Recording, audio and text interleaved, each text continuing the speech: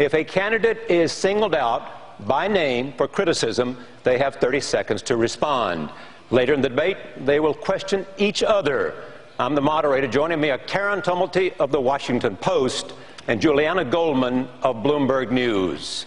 Joining us at the table, the 8 Republican candidates. They are former Governor of Utah, Jon Huntsman; Minnesota Congresswoman Michelle Bachmann; Texas Governor Rick Perry; former Godfather Pizza CEO Herman Cain; former U.S. Senator from Pennsylvania Rick Santorum; former Speaker of the House of Representatives Newt Gingrich; Texas Congressman Ron Paul; former Massachusetts Governor Mitt Romney.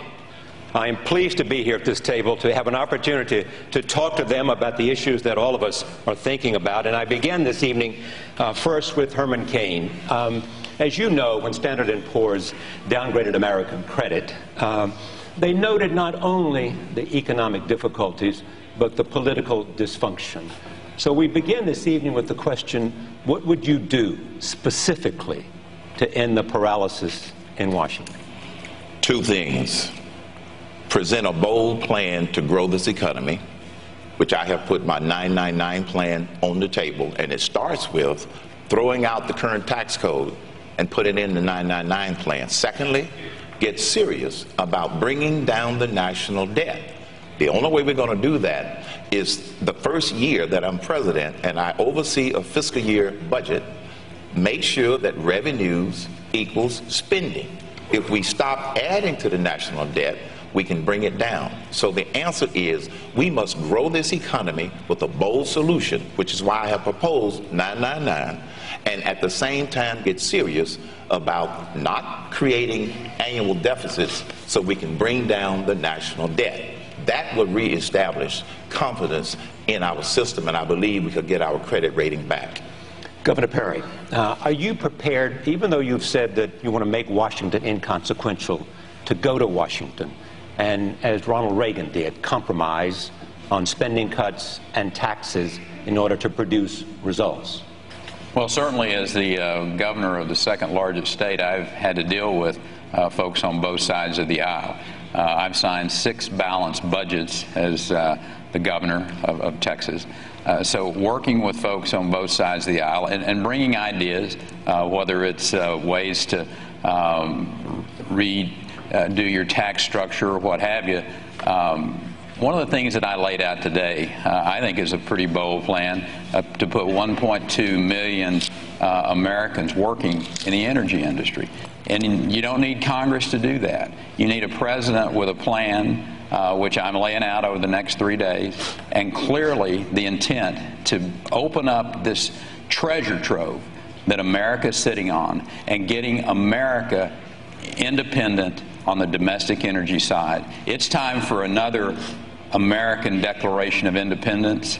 It's time for energy independence. We'll come back to energy as also your economic plan this evening, but I go now to Governor Romney.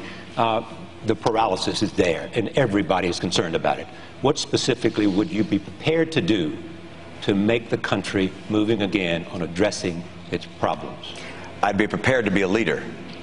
You can't get the country to go in the right direction and get Washington to work if you don't have a president that's a leader.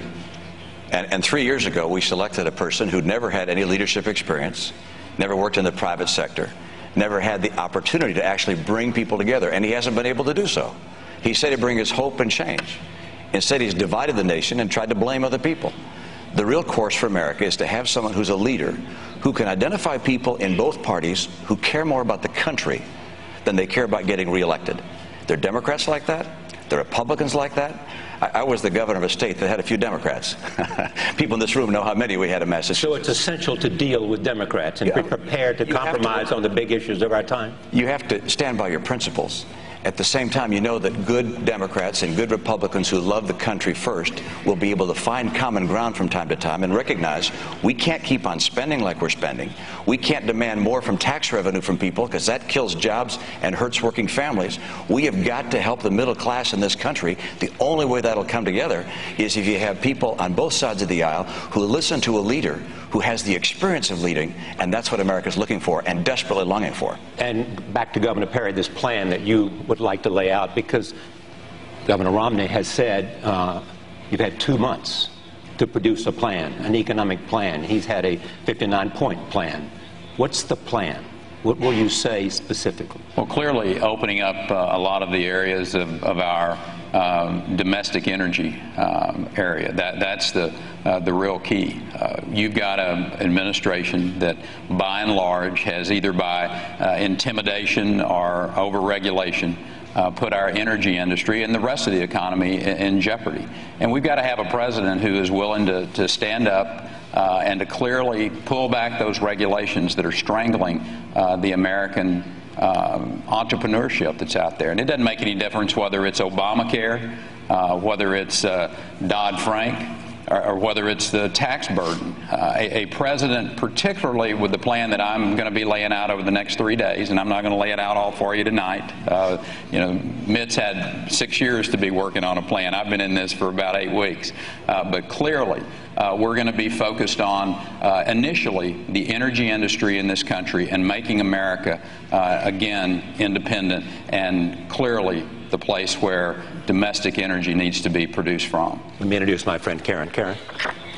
Congresswoman Bachmann, 3 years after the financial meltdown, Main Street continues to suffer. People have lost their jobs, they've lost their homes, they've lost their faith in the future. But Wall Street is thriving. The banks not only got bailed out by the government, they've made huge profits, they've paid themselves huge bonuses. Do you think it's right that no Wall Street executives have gone to jail for the damage they did to the economy? Well, I think if you look at the problem with the economic meltdown, you can trace it right back to the federal government, because it was the federal government that demanded that banks and mortgage companies lower platinum-level lending standards to new lows. But the federal government had also deregulated them. It was the federal government that pushed the subprime loans. It was the federal government that pushed the Community Reinvestment Act. It was Congressman Barney Frank and also Senator Chris Dodd that continued to push government-directed housing goals. They pushed the banks to meet these rules. And if banks failed to meet those rules, then the federal government said, we won't let you merge. We won't let you grow. There's a real problem. It began with the federal government, and it began with Freddie and Fannie. If you look at these secondary mortgage companies, which the federal government is essentially backing 100%, they put American mortgages in a very difficult place. We had artificially low interest rates. Freddie and Fannie were the center of the universe on the mortgage meltdown, and we had lending standards lowered for the first time in American history. The fault goes back to the federal government, and that's what's wrong with Dodd-Frank. Dodd-Frank institutionalized all of these problems that were put into effect by the federal government. That's why I introduced the bill to repeal Dodd-Frank. It's the Jobs and Housing Destruction Act. So, Speaker Gingrich, it sounds like Congresswoman Bachmann does not believe that Wall Street is to blame for the financial mess. You've said that the current protests on Wall Street are, in your words, the natural product of Obama's class warfare. Does this mean that these people who are out there protesting on Wall Street across the country have no grievance? No, let me draw a distinction. I think virtually every American has a reason to be angry. I think virtually every American has a reason to be worried. I think the people who are protesting on Wall Street break into two groups. One is left-wing agitators who would be happy to show up next week on any other topic.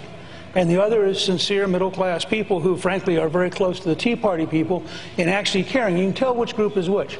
The people who are decent, responsible citizens pick up after themselves. The people who are just out there as activists trash the place and walk off and are proud of having trashed it. So let's draw that distinction. If they want to really change things, the first person to fire is Bernanke, who is a disaster as chairman of the Federal Reserve. The second person to fire is Geithner. The fact is, in both the Bush and the Obama administrations, the fix has been in. And I think it's perfectly reasonable for people to be angry, but let's be clear who put the fix in. The fix was put in by the federal government. And if you want to put people in jail, I want to second what Michelle said. You ought to start with Barney Frank and Chris Dodd, and let's look at the politicians who created the environment, the politicians who profited from the environment, and the politicians who put this country in trouble. Clearly you're not saying they should go to jail. Well, in Chris Dodd's case, go back and look at the countryside deals. In Barney Frank's case, go back and look at the lobbyists he was close to at Freddie Mac. All I'm saying is, so if you were everybody in the media who wants to go after the business community ought to start by going after the politicians who have been at the heart of the sickness which is weakening this country, and ought to start with Bernanke, who has still not been exposed for the hundreds of billions of dollars. I'm going to say one more thing. I want to repeat this. Bernanke has in secret spent hundreds of billions of dollars bailing out one group and not bailing out another group. I don't see anybody in the news media demanding the kind of transparency at the Fed that you would demand of every other aspect of the federal government. And I think it is corrupt and it is wrong for one man to have that kind of secret power. So, Congressman Paul, where do you come down on this?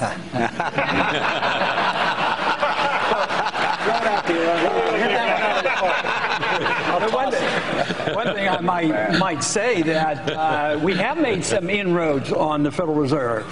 We passed a bill last year. We got a partial, audit of the Fed. And we've learned a whole lot. They were dealing in $15 trillion. $5 trillion went overseas to bail out foreign banks. But you know what? Congress did a lot. I've worked on it for a good many years. But Bloomberg helped and Fox helped. They had court cases, Freedom of Information Act. And there are some even at this table who didn't think auditing the Fed was such a good idea, that we could call up the Fed and ask them, and they would tell us what they're doing. I've been calling them up for 30 years, and they never tell me. But we're getting to the bottom of it. But if you want to understand why we have a problem, you have to understand the Fed. Because the cause comes from the business cycle. We shouldn't be asking what to do exactly with the recession. Obviously, we have to deal with that. But you can't solve, you can't cure the disease if you don't know the cause of it. And the cause is the booms. When there are booms, and they're artificial, whether it's the CRA or whether it's the Fed easy credit, when you have bubbles, whether it's the NASDAQ or whether it's the housing bubbles, they burst. And when they do, you have to have corrections, and that's what we're dealing with. And we can do this by building coalitions and not sacrificing any principles. Juliana? Thank you, Charlie. Senator Santorum, I want to turn to jobs, because you've said that when you were growing up in a steel town in Pennsylvania, 21% of the country was involved in manufacturing. Now it's down to 9%. Can those jobs ever return? And what would you do to create jobs now? Yeah, the jobs can come back if you create a climate for them to be profitable. We have a lot of business people, manufacturers in Pennsylvania. I don't know a single one who wanted to ship their jobs offshore, who didn't want them in their own community to be able to employ people and see the fruits of their labor being benefiting the community that they live in. What happened was we became uncompetitive. So we need to be competitive. And that's why I proposed taking the corporate tax for manufacturers and processors, taking it from 35% and eliminating it. 0% tax. Allow this to be the manufacturing capital of the world again. Take that money, $1.2 trillion that's overseas from manufacturers who did send their jobs overseas. Bring it back, 0% tax rate if you invest it in plant and equipment in this country. Repeal every regulation the Obama administration has put in place that's over $100 million. Repeal them all. May have to replace a few. Let's repeal them all because they're all antagonistic to businesses, particularly in the manufacturing sector, and do as Governor Perry suggested. We need a bold energy plan. I put one out there to drill Pennsylvania. I don't want to brag, Governor, but Pennsylvania is the gas capital of the world right now, not Texas, because we are doing a great job, and energy prices in gas went down by 75%. Let me just follow up, because we're in a crisis. So what would you do right now to create jobs? The cool thing about my plan, as opposed to Herman's plans and some of the other plans out here, it'll pass tomorrow. It would pass tomorrow. Why? Because industrial state Democrats want those jobs, and they know if we put a pro-manufacturing jobs plan on the table, it will pass overnight. We'll get votes from Indiana and Pennsylvania and Ohio and Michigan, all those states. So it's not just proposing a plan that will get things started that the Wall Street Journal will smile out, the Washington Post, but it's a plan that can actually pass and get things done and bring people together. That's why I put it on the table. Thank you. I want to follow up now to Governor Huntsman. From the Erie Canal to the internet, innovation is what's always fueled economic recovery. So shouldn't the focus now be on trying to create the innovative jobs of tomorrow? And what do you think those are? We need to regain our industrial base. I would first and foremost disagree with Rick on one measure. That is, Pennsylvania is not the gas capital of the country. Washington, D.C. is a gas capital of the country.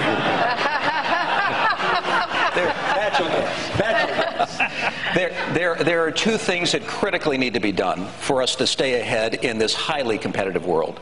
And when we lose one or both of them, we lose out to the Chinese and the Indians. One is maintaining a strong commitment to innovation, entrepreneurship, and freedom in the marketplace.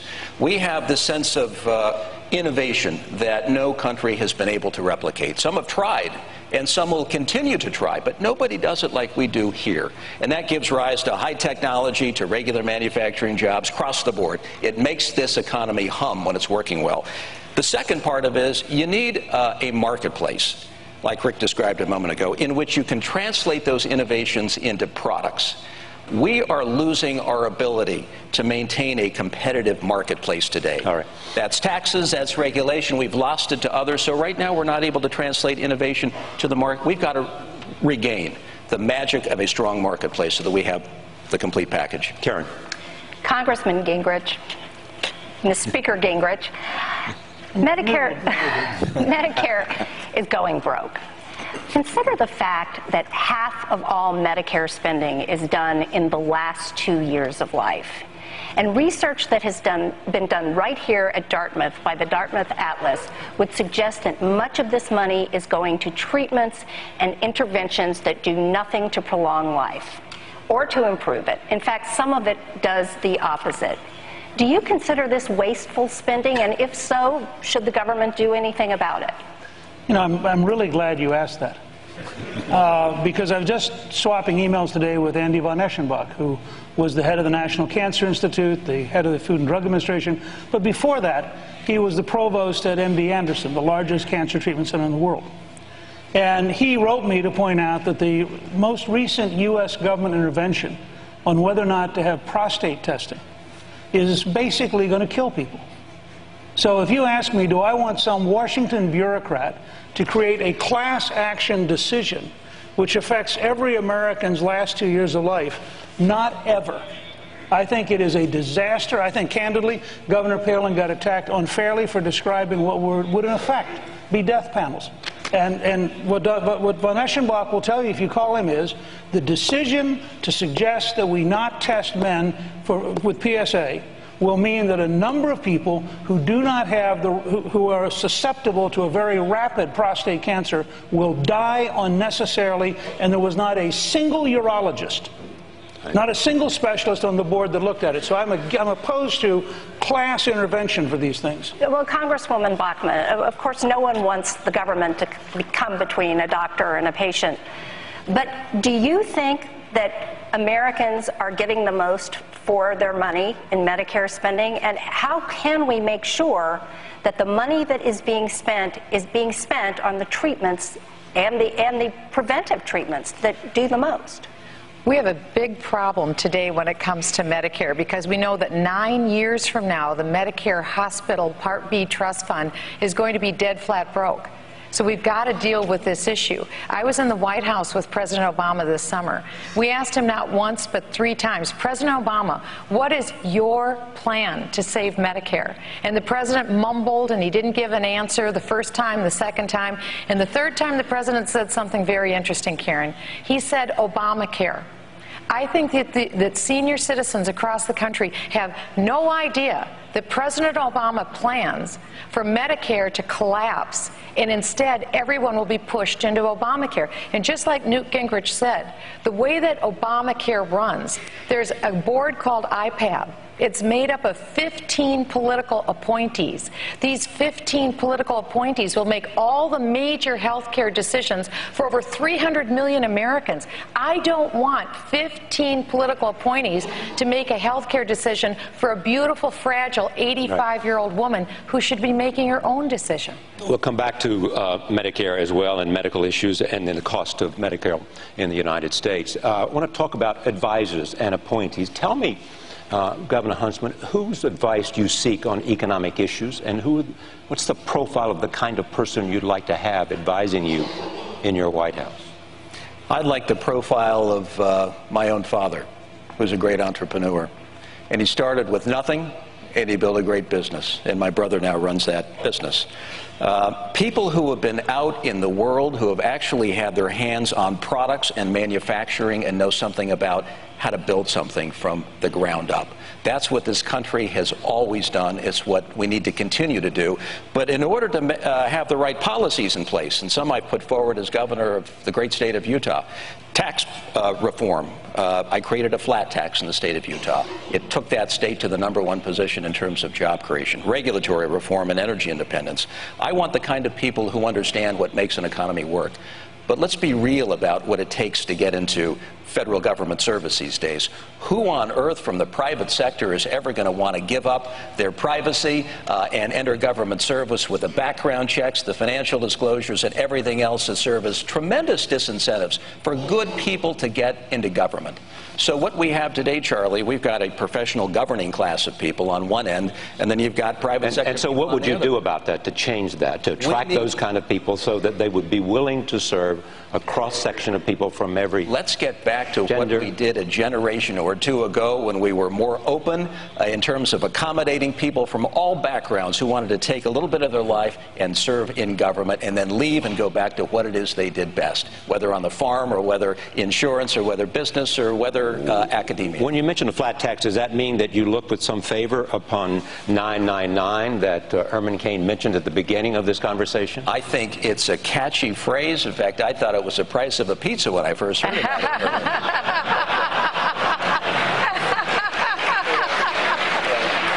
Price of a pizza.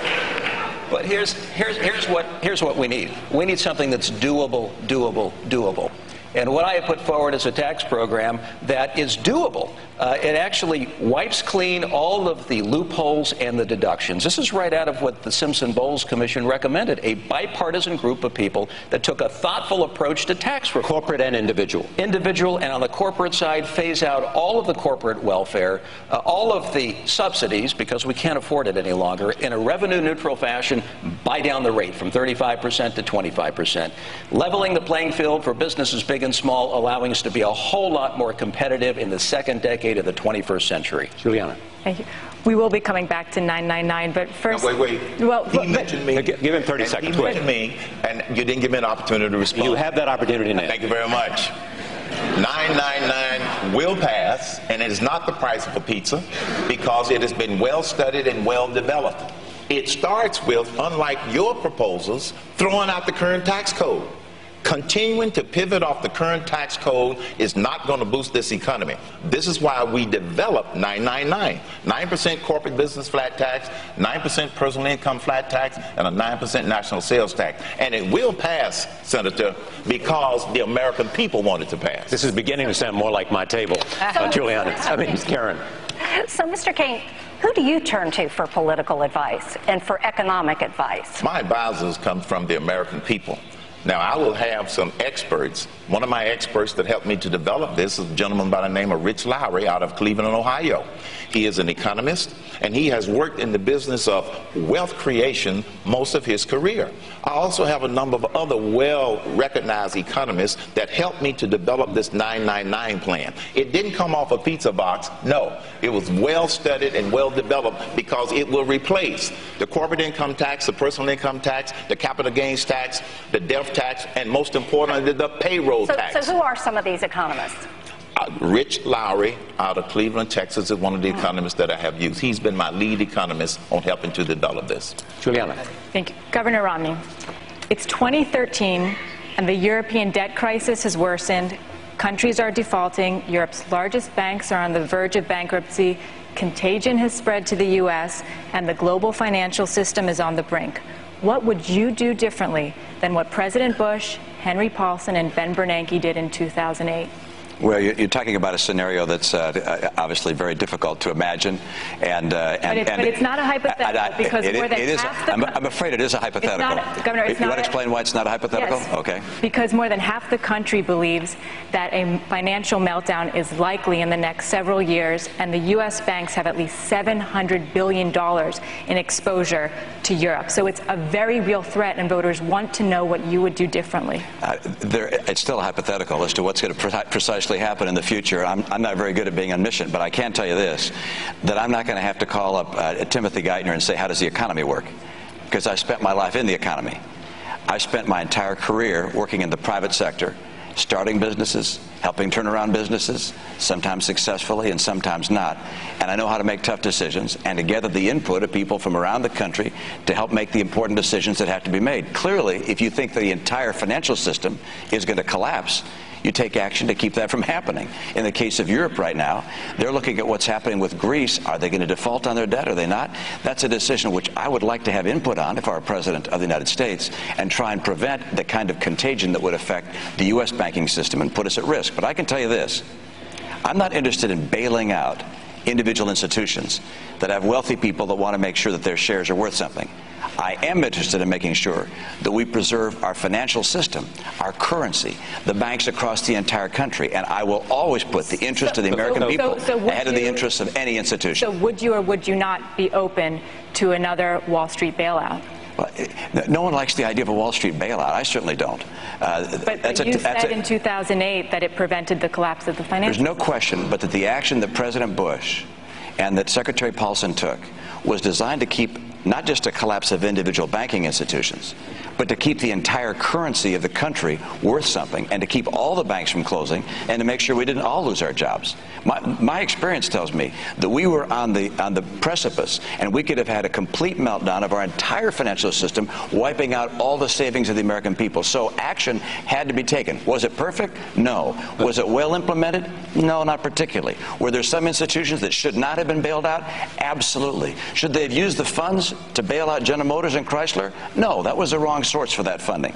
But this approach of saying, look, we're going to have to preserve our currency and maintain America and our financial system is essential. So you agree with Speaker Gingrich about Ben Bernanke, the chairman of the Fed? I wouldn't keep Ben Bernanke in office. I'd choose someone of my own and who might interest. That be? Well, I haven't chosen that person. I haven't chosen the vice president. I'm not sure I'm the nominee yet. Well, we'd like to have, nor is anyone else. Yeah, exactly. But we'd like to have an idea of the kind of people, that you would have confidence in playing this very important role, although Congressman Paul may differ about how important it is. Well, I wish we could find Milton Friedman again. Although what Milton said to us was, he said, if you took all the economists in America and you laid them end to end, it would be a good thing. And I have more respect for economists than that. The people who help guide my economic policy are Greg Mankiw at Harvard, and Glenn Hutchins at Columbia. They were both former chairs of the Council of Economic Advisors. I don't always agree with them. I also talk to a number of business leaders. I talk to people who are currently in the economy, in the financial sector, and in the manufacturing sector. And on the basis of these various viewpoints, I make my decisions. And I believe that drawing on the best minds in this country, including economists, is something that's essential to make sure that we preserve our financial system. Right now, America's in crisis. We don't need to think about a hypothetical of what happens if Europe explodes and pulls us under. Although, if that does happen, you want to have someone who's smart, who has experience, who knows how the financial services sector works, who knows how to protect American jobs, and I do. I've done it. And as far as you're concerned, there's no institution, no financial institution that's too big to fail.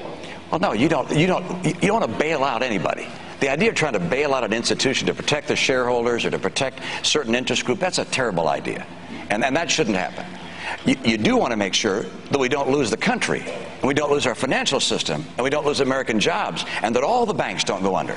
So you have to take action very carefully to make sure that you preserve our currency and preserve our financial system. But bailouts of individual institutions, no one has interest in that, I don't think. Mr. Kaine, back in 2008, you wrote that the Wall Street bailout was a win-win for the taxpayer. You just heard Governor Romney. Do you agree?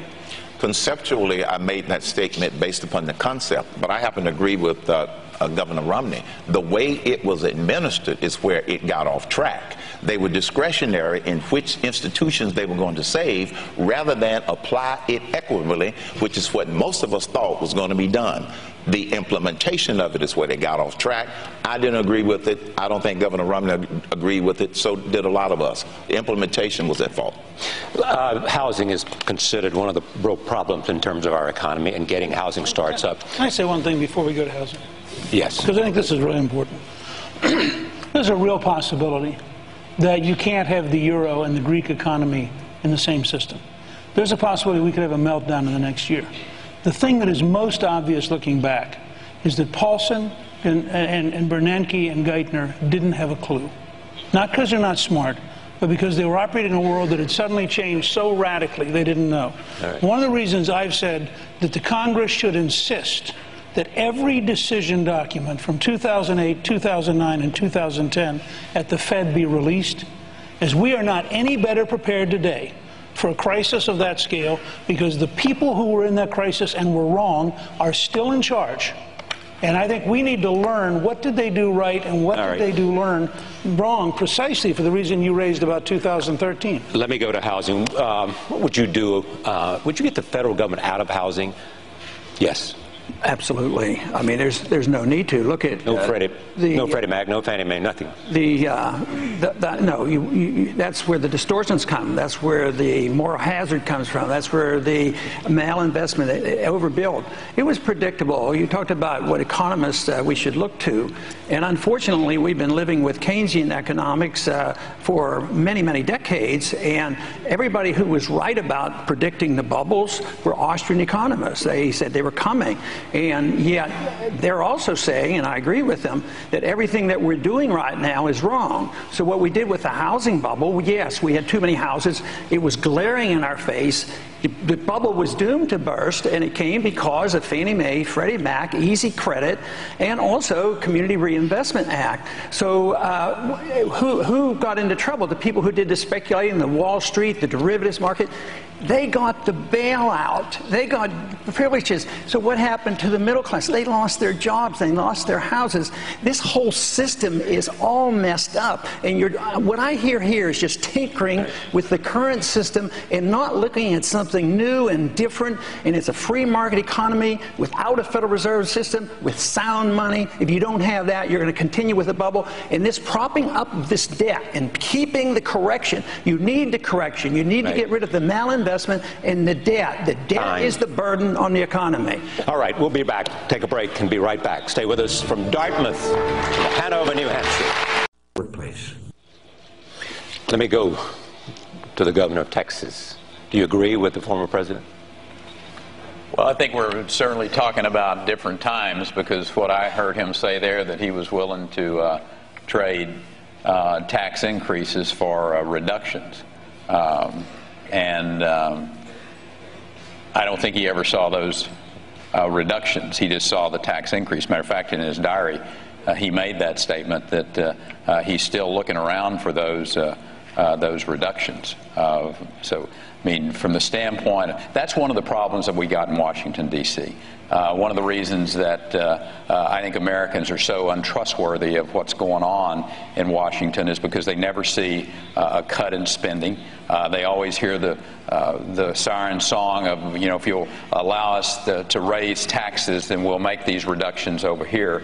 When the fact of the matter is, the issue is we need to have a balanced budget amendment to the United States Constitution. And the next president of the United States needs to spend his time passing a balanced budget amendment to the United States Constitution. But I want to stay with this idea of spending cuts and revenue increases and go back to you, Governor Romney. This is where it is, it seems, in Washington right now. Not only the paralysis, but also you've got the super committees.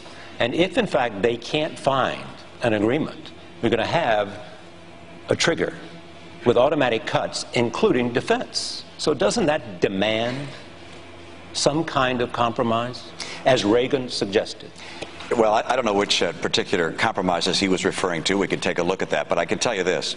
If you go back a few years before that clip and go to JFK's time, the government at all levels, federal, state, and local, was consuming about 27% of the U.S. economy.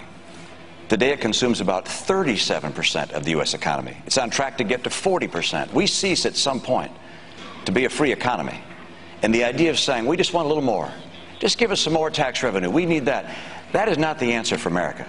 The answer is to cut federal spending. The answer is to cap how much the federal government can spend as a percentage of our economy and have a balanced budget amendment. And the second part of the answer is to get our economy to grow. Because the idea of just cutting and taxing more, I understand mathematically those things work, but nothing works as well as getting the economy going. But get Americans back to work. Get them paying taxes. Get corporations growing in America, investing in America. Bring dollars back, as Rick said, repatriation dollars. Bring $1.3 trillion back from overseas. Invest in the United States. Get this economy going, and I'll tell you, these kinds of problems will disappear. But could we get back to the actual choice that is likely to confront Congress at the end of the year, which is some mix of revenues and cuts, or these draconian automatic spending cuts that would include defense? Which of those two, if that is the choice, would you prefer? Well, my choice is not to cut defense. I think it's a terrible idea to cut defense. I think it's a terrible idea to raise taxes, particularly at a time when the economy's struggling. The idea of raising taxes, taking more money away from the American people so government can spend it, and can spend it. Right now, the president has a jobs bill. So how does last jobs bill work out for us? But this is not so well. Cuts No, I do not want the automatic cuts. I want to see that super committee take responsibility for getting the economy going again by reining in the scale of the federal government and saying we're going to pull back on some of the programs we have and reform our entitlements so they're sustainable. The American people want to see growth and jobs, and they believe that the right way to do it is by cutting back on the scale of government, and they're right. And without any increase in revenue. I just want to say one thing about the entire way Washington works, which was just posed in that question. First of all, the Congress couldn't figure out how to get the debt ceiling done with a president who showed zero leadership. So they adopt a truly stupid bill.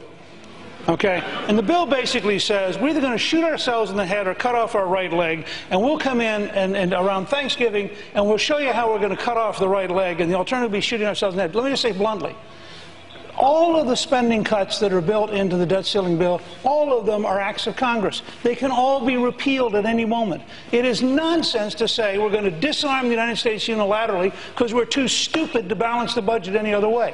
All right. Congressman Bachmann. Last summer, I was a leading voice in the wilderness of Washington, and a lone voice, as a matter of fact, saying, do not increase the debt ceiling. By that, what I was saying is, let's not give Barack Obama another $2.4 trillion blank check to spend. Think of what this means. Our government right now, this is significant. We are spending 40% more than what we take in. We all paid a lot of taxes this year. We paid $2.2 trillion in taxes. That's a lot of money from all the American people. The American government spent 100% of that $2.2 trillion. But the travesty is they spent $1.5 trillion more than that. That's the problem. Every year we are spending about 40% more than what we take in. Our answer has to be that we cut back on the spending so we get to balance. We can't do this because cutting back on the spending, all around us are young people that are going to be paying for this burden. And their tax rates won't be our tax rates. Their tax rates could come at some point, their overall effective burden. I'm a federal tax lawyer. That's what I do for a living. And my background is in economics. Their tax rate someday in their peak earning years, Charlie, could be as much as 75%. Who's going to get out of bed in the morning to go to work if they're paying 75% tax rates? We've got to get our spending house in order and cut back on spending. Cutting back on spending, in your judgment, will do it. That's one piece of the answer. That's not the whole answer, but we have to cut back. I want you to take a look. We'll come to all of you. Let me take a look at another clip. This one you will recognize as well. Here it is. It's called the 999 plan. It imposes a 9% business tax, flat tax, a 9% personal flat tax, and a 9% national sales tax. I said we would get back. Mr. Kaine, you say that your plan is revenue neutral, and last year the U.S. collected $2.2 trillion in tax revenue, but Bloomberg government has run the numbers, and your plan would have raised no more than $2 trillion. And even with that shortfall, you'd still be slapping a 9% sales tax on food and medicine. The problem with that analysis is that it is incorrect. The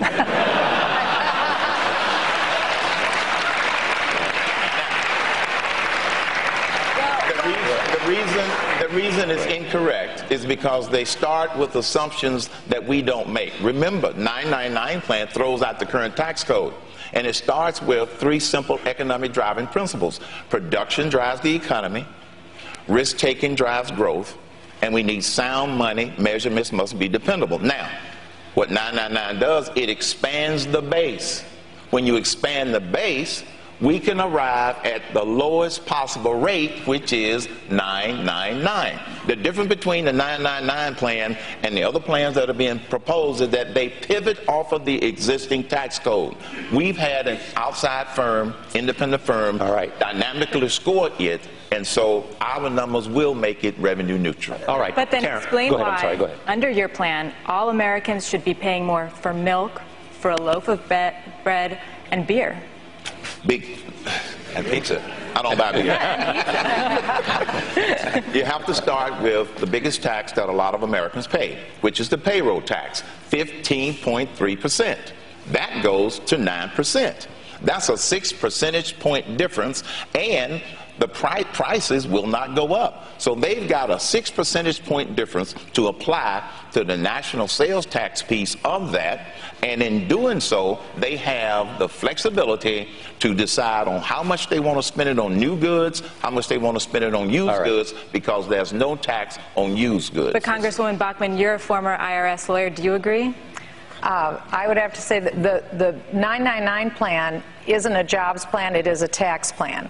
And I would say that from my experience being in Congress, but also as a federal tax lawyer, the last thing you would do is give Congress another pipeline of a revenue stream, and this gives Congress a pipeline in a sales tax. A sales tax can also lead to a value-added tax. The United States Congress put into place the Spanish-American War tax in 1898. We only partially repealed that in 2006. So once you get a new revenue stream, you're never going to get rid of it. And one thing I would say is, when you take the 999 plan and you turn it upside down, I think the devil's in the details. All right, I have to. You got to let me respond. Yeah, we've given you several chances to respond. I'll come back. We'll continue to talk about taxes and spending. We also know here that there has been a paradigm shift in the world economic order. We know about China and we know about India. Here is our next clip, and we will respond from that. Here it is. And I will label China as it is, a currency manipulator, and I will go after them for stealing our intellectual property, and they will recognize that if they cheat, there is a price to pay. I certainly don't want a trade war with anybody. We're not going to have a trade war, but we can't have a trade surrender either. Karen. Okay, Governor Huntsman, you were also ambassador to China, and you say that this would risk a trade war. But if China is indeed keeping its currency low, that means that everything they sell in this country is artificially cheap, and everything that our companies try to sell in China is artificially expensive. So what do you say to people who ask, aren't we already in a trade war with China? Well, first of all, I don't subscribe to the Don Trump school or the Mitt Romney school of international trade. I don't want to find ourselves in a trade war. With respect to China, if you start slapping penalties on them based on countervailing duties, you're going to get the same thing in return, because what they're going to say, because of quantitative easing part 1 and part 2, you're doing a similar thing to your currency. And then you're going to find yourself in a trade war very, very quickly. And what does that do? That disadvantages our small businesses, it disadvantages our exporters, it disadvantages our agricultural producers. So I say, for the first and the second largest economies in the world, we have no choice. We have to find common ground. We have to, of course, use our trade laws and use them very, very aggressively. But at the end of the day, we've got to find more market opening measures. We've got to get more governors from this country together with governors from provinces of China, mayors together with mayors, and exploit the opportunities that exist for exporters. That's a job creator in this country. It's a huge job creator, and we have to get used to the fact that as far as the eye can see into the 21st century, it's going to be the United States and China on the world stage. You know, Governor Romney, this issue does carry a lot of resonance, especially in states like New Hampshire, which, as you probably know, has lost a greater percentage of its manufacturing jobs to China than any other state. But voters have heard candidates talk tough on China before. George W. Bush did it, Barack Obama did it, only to see that once elected, the president takes a much more cautious approach because of the complexity of the relationship and the fact that this is our biggest creditor. Why should voters believe that you would be any different? Yeah, I'm afraid that people who've looked at this in the past have been played like a fiddle by the Chinese. And the Chinese are smiling all the way to the bank, taking our currency and taking our jobs and taking a lot of our future. And I'm not willing to let that happen. I'm in this race to try and get America to make sure we're strong again. We're creating jobs. We're the best place in the world to be middle class again. And for that to happen, we got to call cheating for what it is. But it was only... And you can't. You know, people say, well, we might have a trade war with China. Well, now think about that. We buy this much stuff from China. They buy that much stuff from us. You think they want to have a trade war? I mean, this is a time when we're being hollowed out by China that is artificially holding on their prices, as you just said a moment ago, and that's having a massive impact on jobs here. It is the wrong course for us. When people have pursued unfair trade practices, you have to have a president that will take action. And on day one, I've indicated day one I will issue an executive order identifying China as a currency manipulator. We'll bring in action against them in front of the WTO for manipulating their currency, and we will go after them. If you're not willing to stand up to China, you'll get run over by China, and that's what's happened for 20 years. But as recently let me go to Governor Perry and then Governor Hunter. Governor Perry. We're missing this so much. What we need to be focused on in this country today is not whether or not we're going to have this policy or that policy. What we need to be focused on is how we get America working again. That's where we need to be focused. And let me tell you, we're sitting on this absolute treasure trove of energy in this country. And I don't need 999. We don't need any plan to pass Congress. We need to get a president of the United States that is committed to passing the types of regulations, pulling the regulations back, freeing this country to go develop the energy industry that we have in this country. I can promise you that we do that, and we'll create an environment in this country where the manufacturing will come back to this country. We did it in Texas. We brought Xi Manufacturing that had business in China back to the state of Texas. You free up this country's entrepreneurs where they know that they can risk their capital and have a chance to have a return on investment, and all of this conversation that we're having today becomes substantially less impactful. All right, I want to come back to these issues, but let me introduce, speaking of CEOs and business, this is a New Hampshire native. His name is David Cody. He is chairman and CEO of Honeywell, and he is a former member of the Simpson-Bowles Commission. Here he is. 20 years ago, there were 1 billion people actively participating in the global economy. Today, there are more than 4 billion active participants in the global economy, with China, India, former CIS states, and other emerging economies now in the game. While that is a good and peaceful phenomenon, it also means we need to compete more strongly than we did in the past. We need an American competitiveness agenda. We need to inspire that American competitive spirit that has served us so well for over 200 years. I would like to ask, what would be on your American competitiveness agenda? And with one last small request, my guess is all of us are ready to accept that we're a great country and a great people. So if your response could focus on specifics, it would be much appreciated. Thank you. Senator Santorum, we talked about jobs in Pennsylvania. A competitive agenda of yours would be what? Well, I already put forward a plan. You know, Mitt, I don't want to go to a trade war. I want to beat China. I want to go to war with China and make America the most attractive place in the world to do business, and we need to do that with the agenda that I outlined, which, unlike Herman's plan, which could not pass, because how many people here are for a sales tax in New Hampshire? Raise your hand. There you go, Herman. That's how many votes you'll get in New Hampshire. Yeah. We're not going to give the federal government, Nancy Pelosi, a new pipeline, a 9% sales tax for consumers to get hammered by the federal government. How many people believe that we'll keep the income tax at 9%? Anybody? That's why people won't trust. So if you keep mentioning 999 and Herman Cain, I'm going to have to go back to him every other question. Thank you. Hold on. That's right. Charlie, I'm not done yet. Thank you. I'm not done telling you, I've only been able to answer one question, unlike everybody else here. So let me just finish what I'm saying. Right. We need to repeal Obamacare. That's the first thing we do. You want to create jobs? I was in Ossipee yesterday, and I talked to a small businessman there, and he said, I will not hire anybody. I will not make a move until I find out what's going to happen with this health care bill and how it's going to crush me. And so repealing Obamacare, and we can do it. Not by waivers. That's the wrong idea, Mitt. The reason it's the wrong idea, because you get a waiver. California going to waive that? No. New York going to waive it? No. All these states, many of them, liberal states, are going to continue on, and then states like New Hampshire that will waive it will end up subsidizing California. We need to repeal it. Yes, you did, but we need to repeal it. But their time. I know. Well, time. You see the red light. Time. We need to repeal it. All right. By doing it through a reconciliation process, and since I have the experience and know how to do that, we'll take care of it. I've got to go to the break, but I'm both going to give both Herman Cain and Governor Romney a chance to make their point, because they were both mentioned, first Cain, then Romney, then break. Therein lies the difference between me, the non-politician, and all of the politicians. They want to pass what they think they can get passed rather than what we need, which is a bold solution. 999 is bold, and the American people want a bold solution, not just what's going to kick the can down the table, down the road. Governor Romney. Rick, you're absolutely right.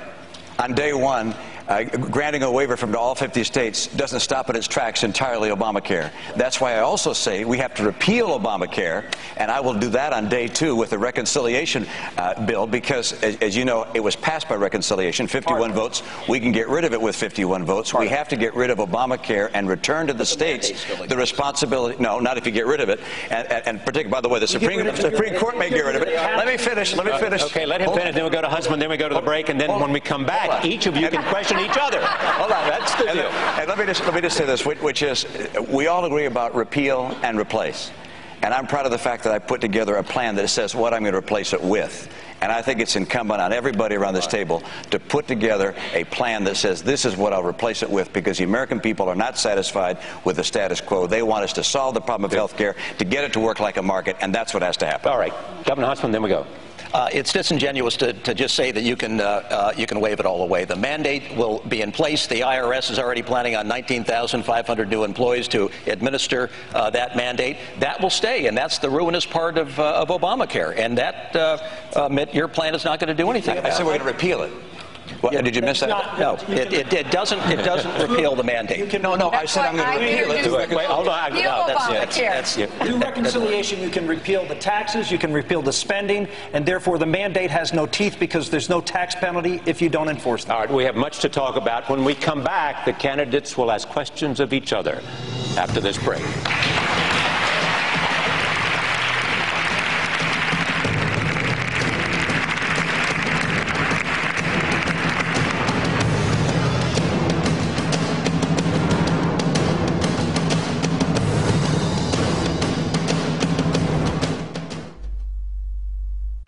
Welcome back. We're at the Republican presidential candidates debate. We're at Dartmouth College in Hanover, New Hampshire, and we're pleased now to turn it around a bit and have the candidates question each other.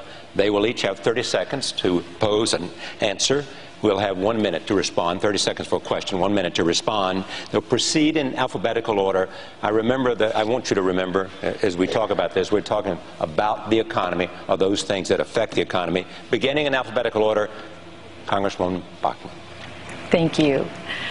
Well, in the 1980s, Ronald Reagan produced an economic miracle. And while all of us were wishing and yearning for a third term for Ronald Reagan, Governor Perry, you were campaigning and co-chairing Al Gore's election campaign for President of the United States. You went on to increase spending in Texas by over 50%, and you financed that spending by increasing bond debt by over 137%.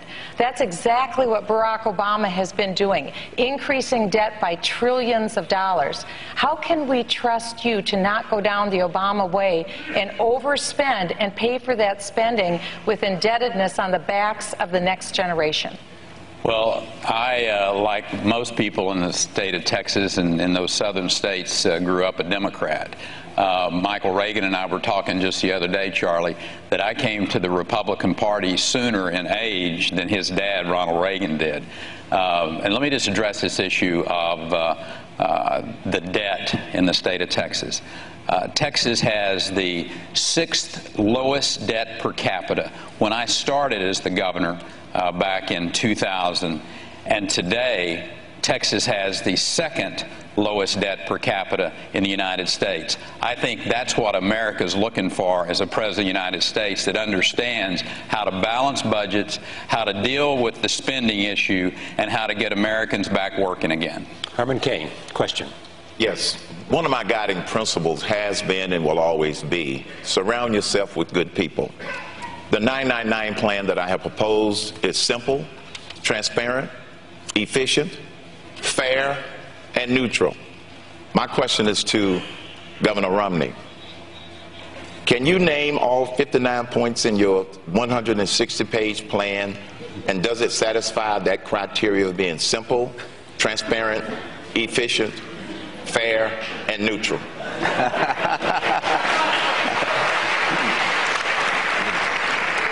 Herman, I've had the experience in my life of taking on some tough problems.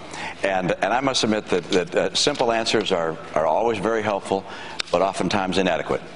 And in my view, to get this economy going again, we're going to have to deal with more than just tax policy and just energy policy, even though both of those are part of my plan.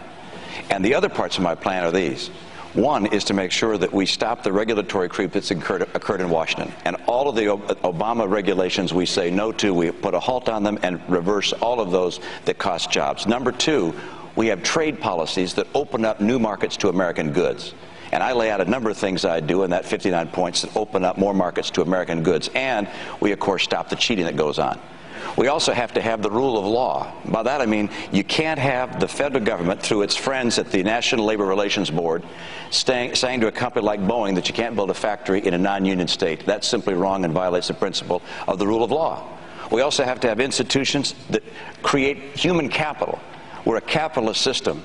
But we don't just believe in physical capital or financial capital, also human capital. We need great schools, great institutions. Finally, you got to have a government that doesn't spend more money than it takes in. Those are the 7 major pillars of those 59. So no, it's not simple, is what you're saying. Let me tell you, to get this economy restructured fundamentally, to put America on a path to be the most competitive place in the world to create jobs, is going to take someone who knows how to do it, and it's not 1 or 2 things.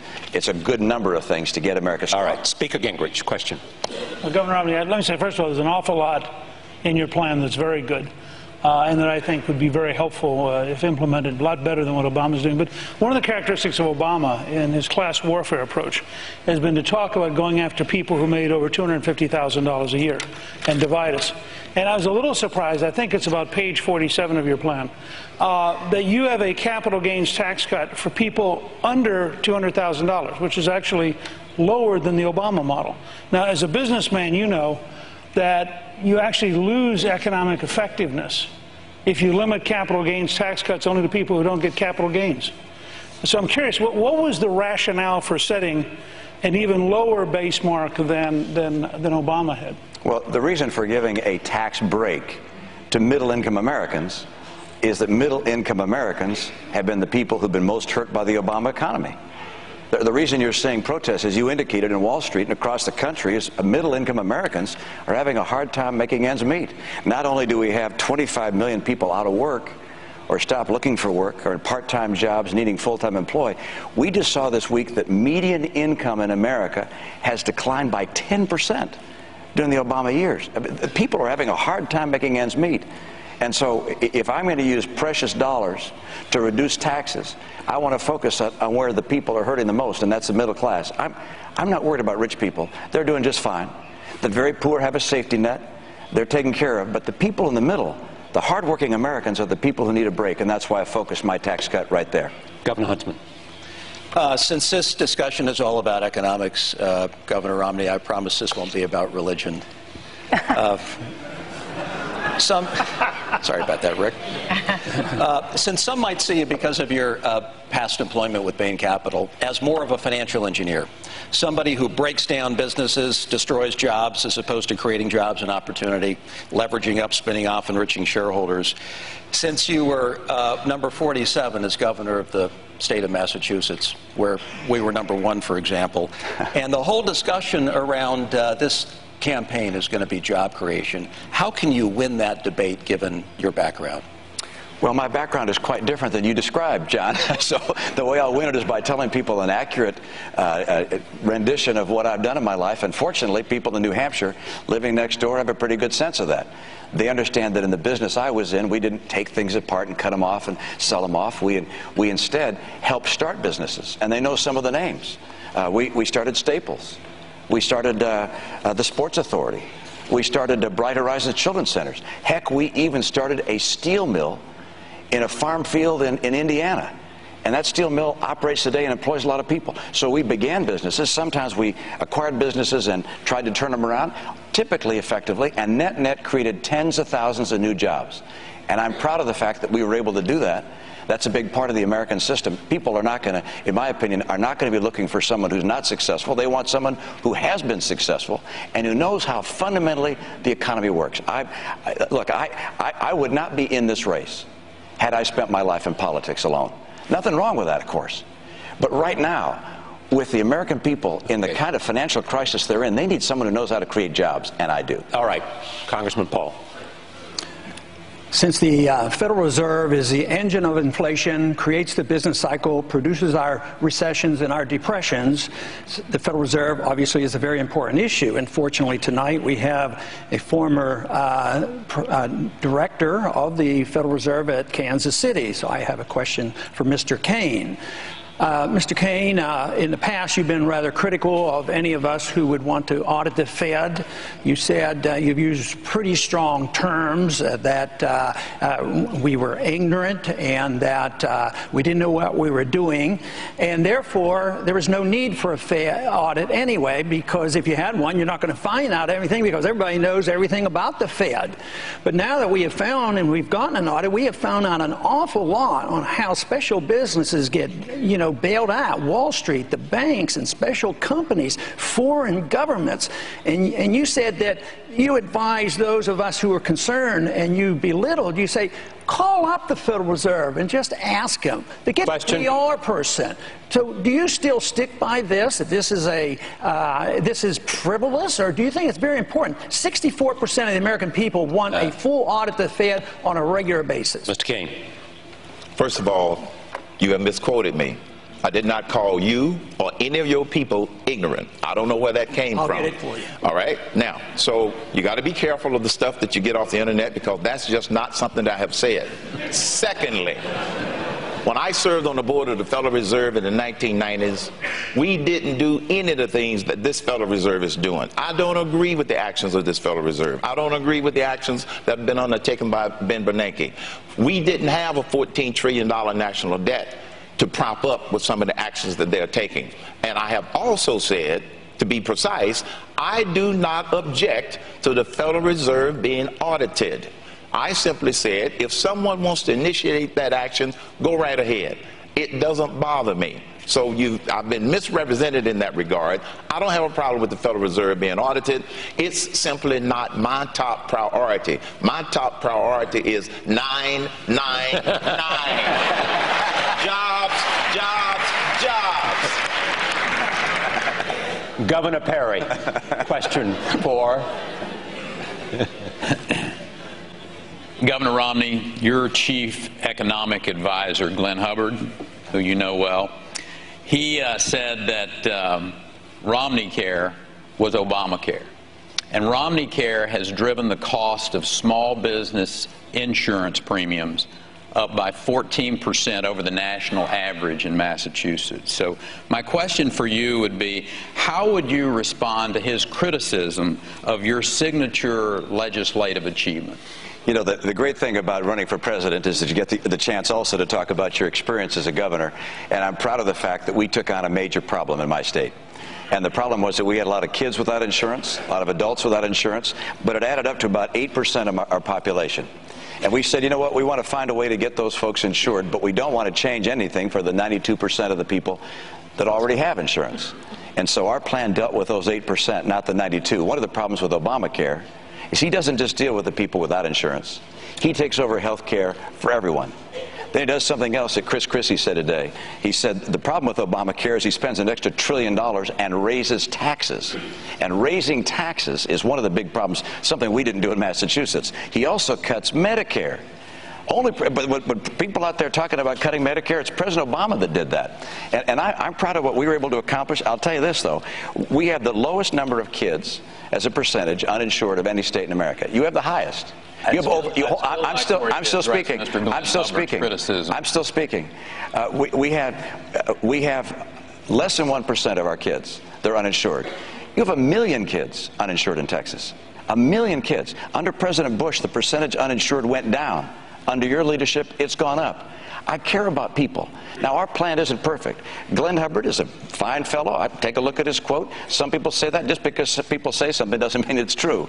The truth is, our plan is different, and the people of Massachusetts, if they don't like it, then get rid of it. Right now, they favor it 3-1. But I'm not running for governor of Massachusetts. I'm running for president of the United States. And as president, I will repeal Obamacare. I'll grant a waiver on day one to get that started. And I'll make sure that we return to the states what we had when I was governor, the right to care for our poor in the way we thought best for our respective states. Senator Santorum. Romney's before me. No, I'm sorry. You're right. You're right. Governor Romney.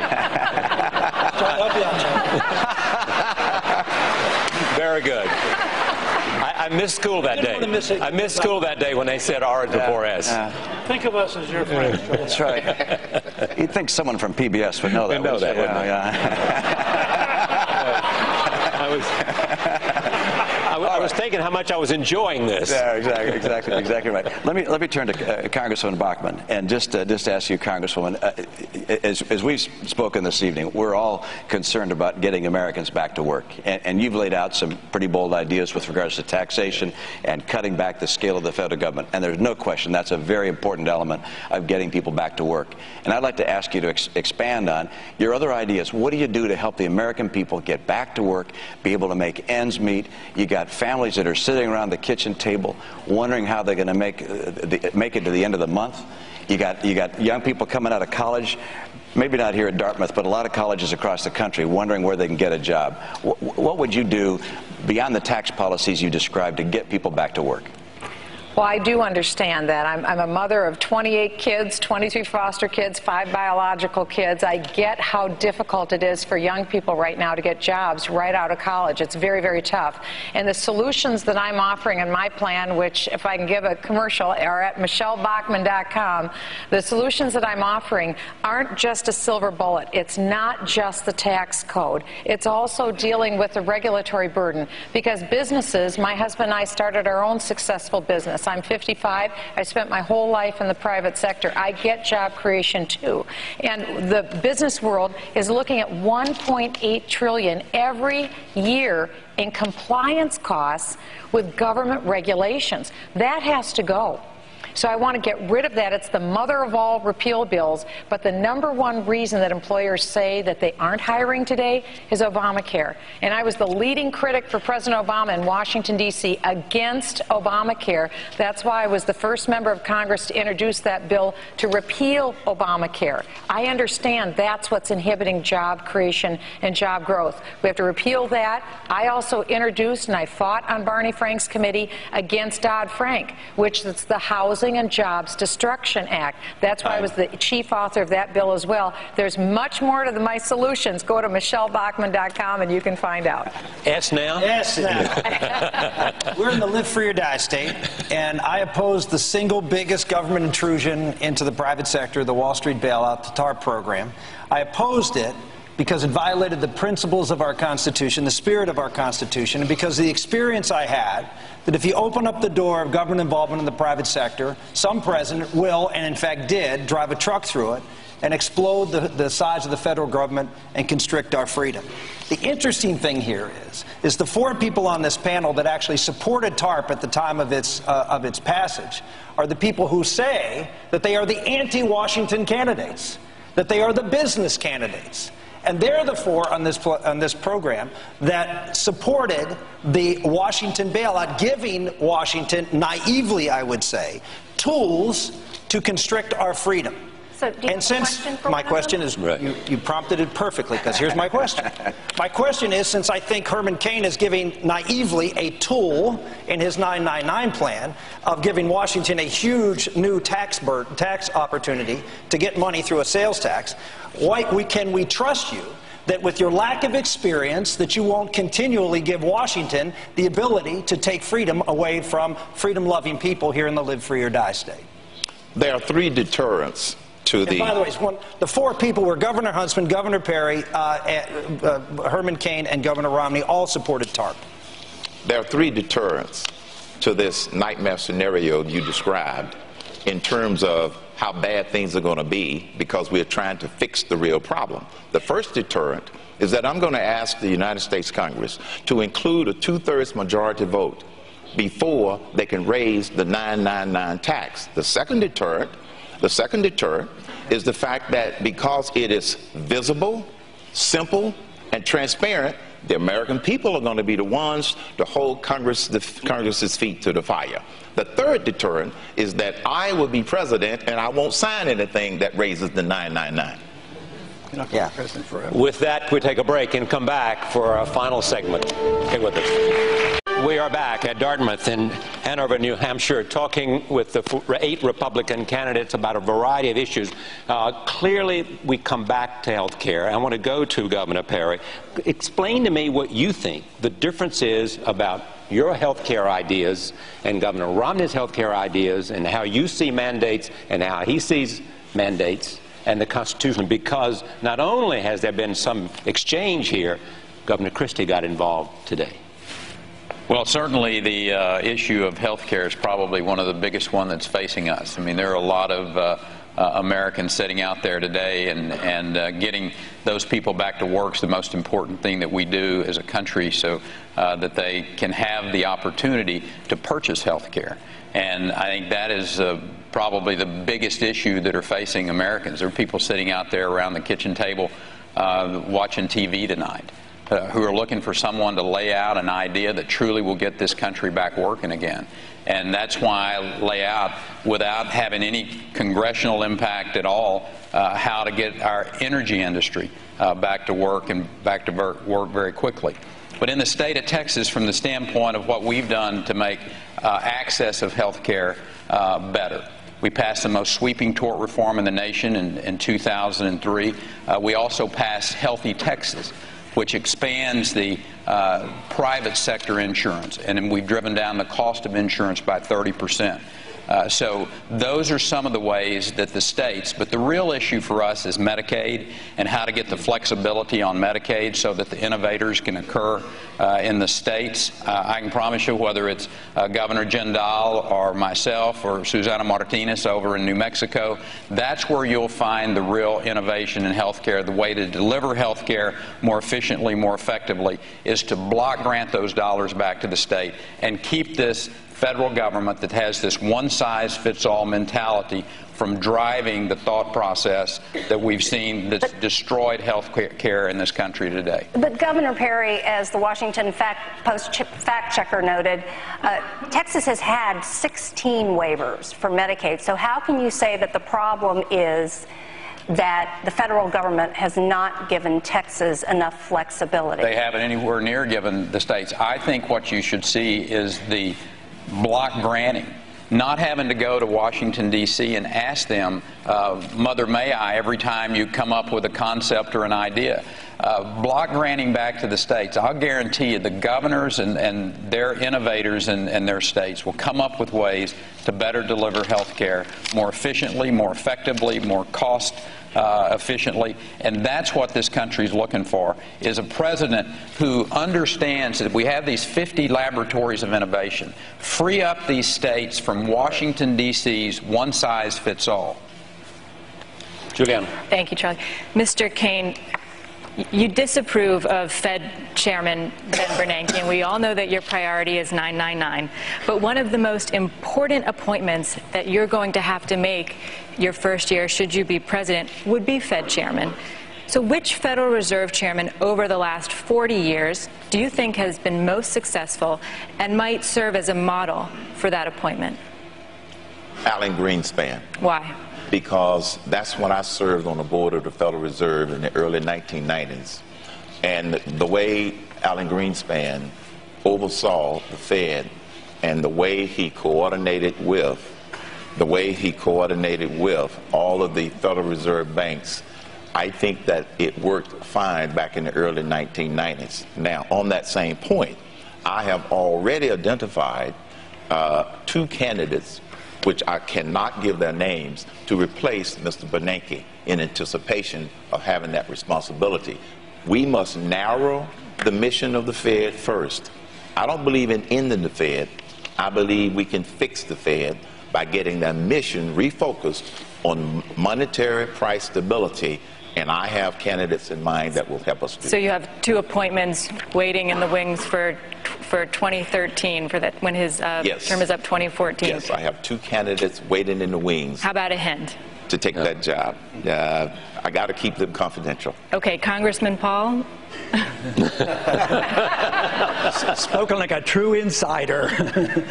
No, Alan Greenspan was a disaster.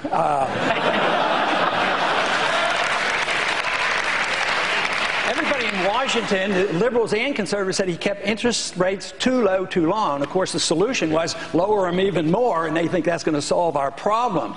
But if I had to name one person that did a little bit of good, and that was Paul Volcker. He at least knew how to end or help, end the inflation.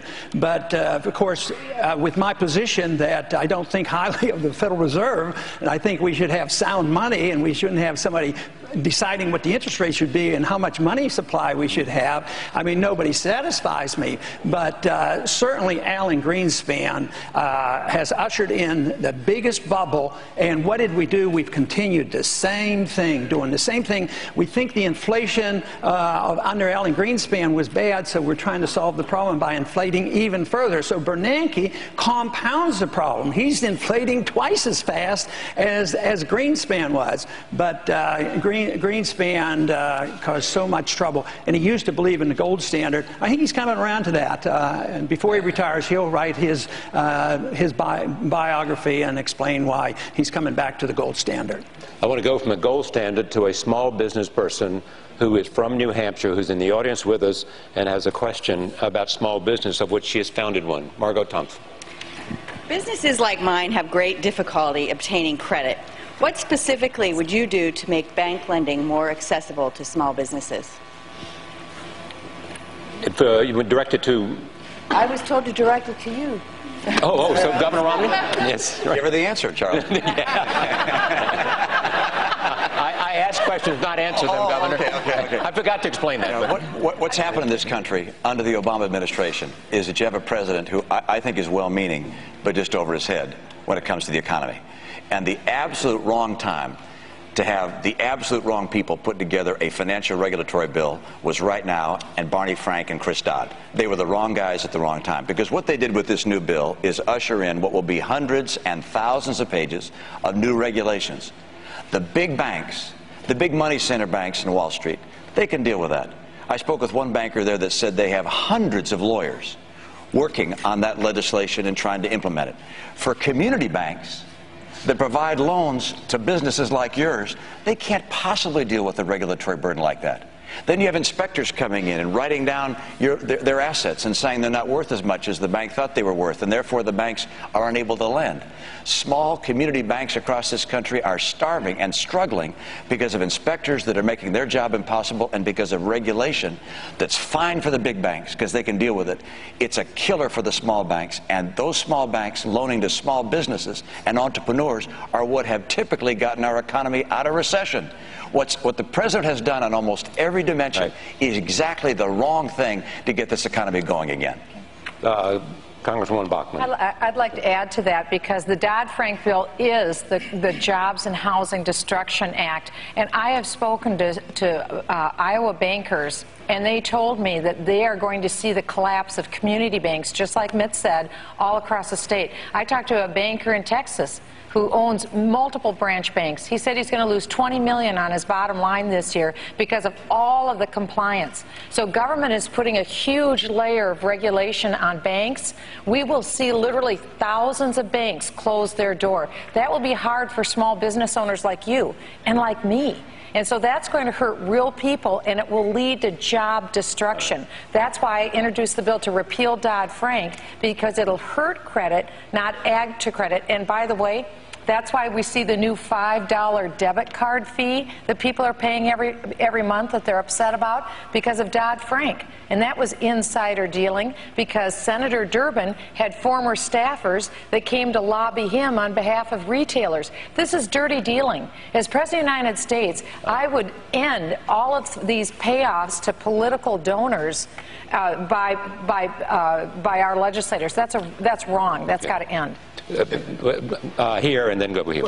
First and then there. In addition to what Governor Romney said, I agree, repeal Dodd-Frank, but also get rid of the capital gains tax. That's a big wall between people with ideas and people with money. And we know which plan gets rid of the capital gains tax. No.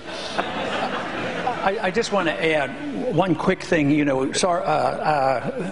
Dodd-Frank obviously is a disaster. It's estimated it's going to cost $1 trillion. I think one of the reasons we're not getting anywhere, and we're not getting anywhere in Washington, it's a partisan fight. It's a fight over power, because Sarbanes-Oxley, which was done by the Republicans, it cost $1 trillion too. It's repealed that too. I mean, if you look at what we've done as Republicans, we have caused a lot of problems. To say it's all in these past 2 years, I mean, I think that is so misleading. That's why the American people are sick and tired of listening to the politicians. All right, I want to bring my colleagues in. Karen? Governor Perry, taxpayers stand to lose $500 million in the collapse of Solyndra, which is a solar energy firm that was a centerpiece of the Obama Green Jobs Initiative.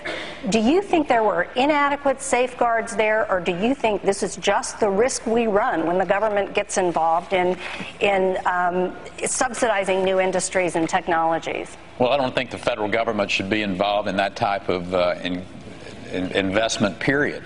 If states want to choose to do that, I think that's fine for states to do that. And you have in Texas done that with the Emerging Technology Fund, but your own state auditor said earlier this year that that fund is neither accountable nor transparent. The Dallas Morning News reported that that fund gave $16 million to companies that are connected to your campaign contributors. And like Solyndra, some of the Emerging Technology Fund's investments have gone bust. So how is this different in principle from the Obama administration's efforts to pick winners in the future economy? Well, first off, the Texas legislature has full oversight of that committee. It's approved it for, I think, since 2003. So every 2 years, the Texas legislature looks at it. It's had full oversight.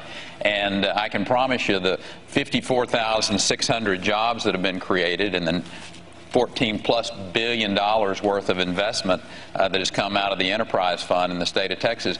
Those people that have jobs today in the state of Texas, they are absolutely happy that we've got a program like that. And 75% of those emerging technology fund dollars, or my appointees, never made a contribution to me, period. But you talk about oversight. The fact is that in some instances your appointees have overruled the regional boards that have tried to turn back some of these deals. Every one of those projects had the lieutenant governor, the speaker, and the governor's office. So there's extraordinary amount of oversight in those programs, and we're proud of them. I mean, we feel like that those are part of the reason that Texas has led the nation in the creation of jobs. While this country was losing 2.5 million jobs, Texas was creating 1 million jobs. That's the kind of leadership that America's longing for, someone that actually understands that you have to be able to give a climate where people know they can risk their capital and have a chance to have a return on that investment. We have one more video I want to show. Here it is. The more people who own their home, the better off America is. And we're making good progress. Our nation's 68% home ownership rate is the highest ever. More people own homes now than ever before in the country's history, and that's exciting for the future of America. Speaker Gingrich, has the American dream of owning a home no longer a realistic dream? And is it too easy in America? You know, there's a stream of American thought that really wishes we would decay and fall apart and that the future would be bleak so the government could then share the misery.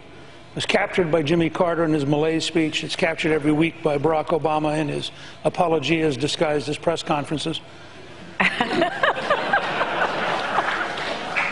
The fact is, and the governor's exactly right, when we get back, I mean, a lot of these folks are right about a lot of things. His energy plan, his industrial manufacturing plan, most of what he put down, a fair amount, but not totally what my good friend said there, hard money with a very limited Federal Reserve. What Huntsman has done, and she's right on repealing Dodd-Frank. I'm shocked that the House Republicans haven't repealed Dodd-Frank. They ought to do it now.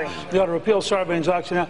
If we get back on track, the China, and you know this as a former ambassador, the Chinese couldn't compete with us in 100 years if we got our act together in this country and we got back to doing the right things in this country, at which point we could afford to buy houses, which would solve virtually everything else. You got to be able to afford it to be able to buy it, and that's where things went wrong in the last decade. All right, Juliana. Mr. Kaine, you recently said, quoting you, "Don't blame Wall Street. Don't blame the big banks. If you don't have a job and you're not rich, blame yourself." So are you telling the 14 million unemployed Americans that it's their fault that they don't have a job? No, the question was, that response was directed at the people that are protesting on Wall Street, not that 14 million people who are out of work for no reason of their own other than that the economy is not growing, not the millions of people that are underemployed. That statement was not directed at them.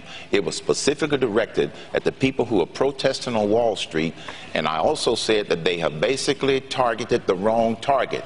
It should be against the failed policies of this administration, not Wall Street is why they should be protesting. Governor Romney, I want to ask you, because President Obama's jobs bill stalled in the Senate today, and so it may have to be broken into component parts for Congress to vote on. If the payroll tax cut is not extended, that would mean a tax increase for all Americans. What would be the consequences of that? No one likes to see tax increases, but look, these stimulus bills the president comes out with that are supposedly going to create jobs, we've now seen this played in the theater several times, and what we're seeing hasn't worked. The American people know that when he went into office and borrowed $800 billion for a massive job stimulus program, that they didn't see the jobs. Some of those green jobs we were supposed to get, that's money down the drain. The right course for America is not to keep spending money on stimulus bills, but instead to make permanent changes to the tax code. Look, when you give it, as the president's bill does, if you give a temporary change to the payroll tax, and you say we're going to extend this for a year or two, employers don't hire people for a year or two. They make an investment in a person that goes over a long period of time. And so if you want to get this economy going again, you have to have people who understand how employers think, what it takes to create jobs. And what it takes to create jobs is more than just a temporary shift in a tax stimulus. It needs instead fundamental restructuring of our economy to make sure that we are the most attractive place in the world for investment, for innovation, for growth, and for hiring, and we can do that again. So you would be okay with seeing the payroll tax cut?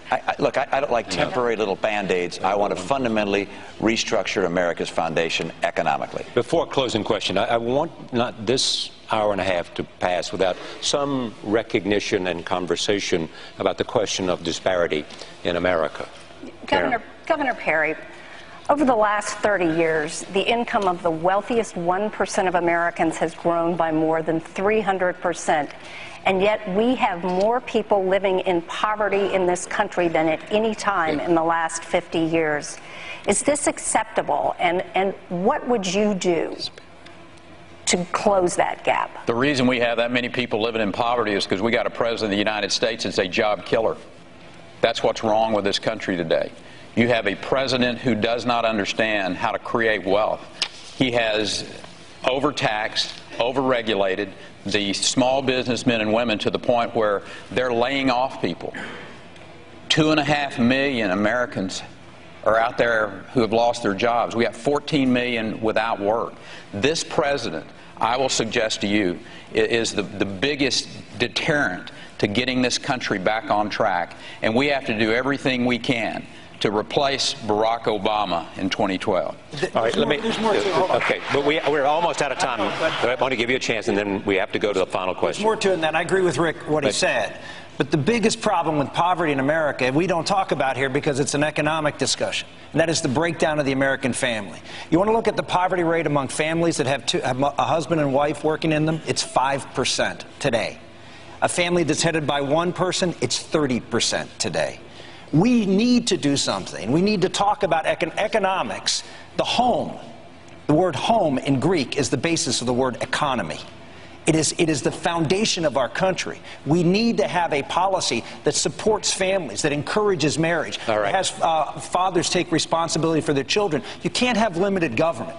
You can't have a wealthy society if the family breaks down that basic unit of society, and that needs to be included in this economic. All right, I've got one last question. One last question with 30 minutes. One last question.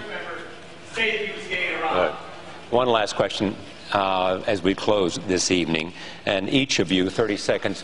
What is it about you that you want to connect with the American people in their both despair and in their hope for the future that says something essentially about who you are? And I begin with Congresswoman Bachmann. I'm sorry, Charlie. A little distraction. It is about the individual. We have 30 seconds here. We've talked about issues here, but I want to talk for a moment as a last impression, a sense of what it is about you that you want to hear and let the American people know about you and your sense of recognizing their own pain as well as their hope. Well, I do. I grew up in a middle-class home. We went to below 30 seconds. we went to below poverty when my parents divorced. And my mother worked very hard. We all did. We all got jobs. And we were able to work our way through college. And eventually, my husband and I started a business.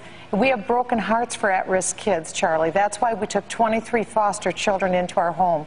I believe the best solutions are the ones closest to home. If we reach out as individuals to help people and have broken hearts for people and care for them on a personal basis, then we don't need big government to step in and do that job. The more that we can do to love people, the better off the society. Herman Cain.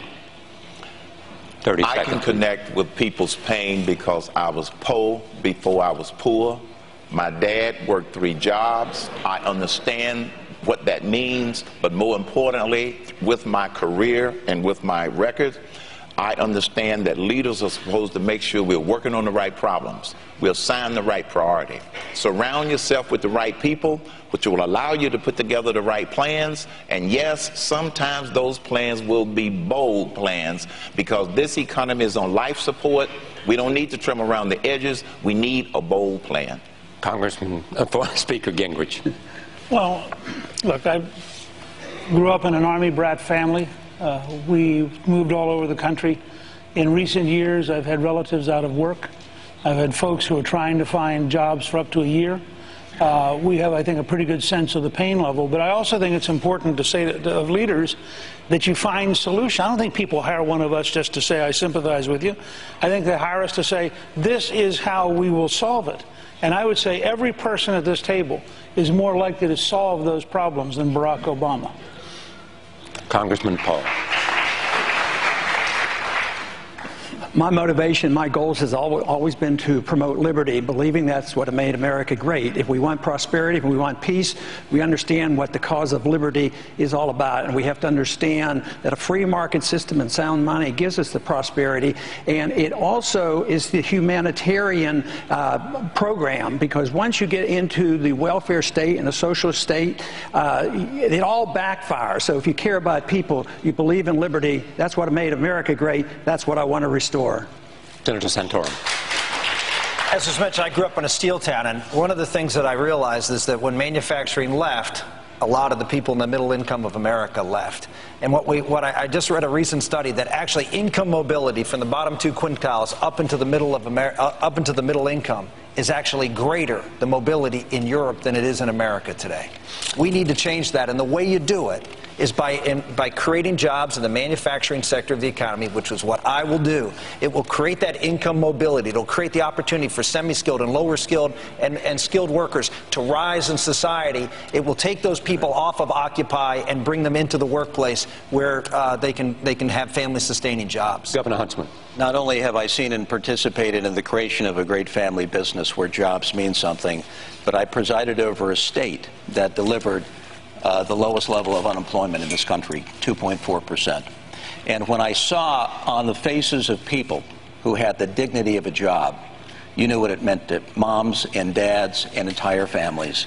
And when Sheriff Hardy, who is here in Hillsborough, New Hampshire, when he talks about his deputies who for the first time are handing out foreclosure notices to the middle class, and they're seeing a rise in suicides, they're seeing a rise in spousal abuse, they're seeing a rise in substance abuse, it gives you a sense of what it means to have the dignity of a job. We don't have enough of them in this country. Governor Perry.